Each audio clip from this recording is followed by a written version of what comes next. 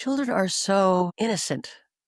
They're so positive. They're so excited because everything is new and different, and they're filled with curiosity. And children ask why about 1,000 times a day because they want to know things. They want to know their world.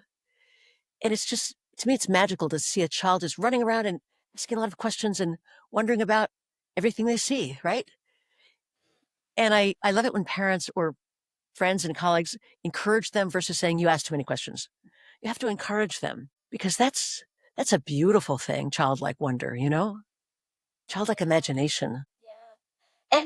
And what does that mean to a grown-up adults? Like we have grown up and we're no longer kids anymore. And how does that mean to us? Like childlike wonder and childlike vitality and that sense of the beingness mean to us as an adult, as a leader, doing serious things, creating products, services, leading teams, and leading ourselves, leading families, and taking on responsibilities for the society, for the world, for the community, like all that. Like, what does that mean? What role does that play? Do we still have a space for that? I think it's essential. I think it's essential. I ask a million questions. I'm curious about everything still to this day. And I think by being filled with wonder and being curious and think about possibilities, I think we see things that we wouldn't ordinarily see if we just cut to the chase and have a solution. To say in a group, I wonder what would happen if we tried this or tried that.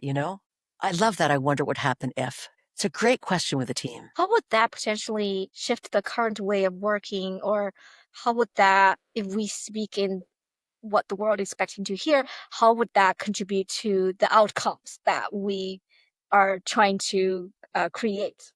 From my perspective, in a very positive way, because if we can expand our thinking, we'll imagine things that if we're just head down and wrote, we will never encounter. And some of the best inventions of the world have been through brainstorming, right?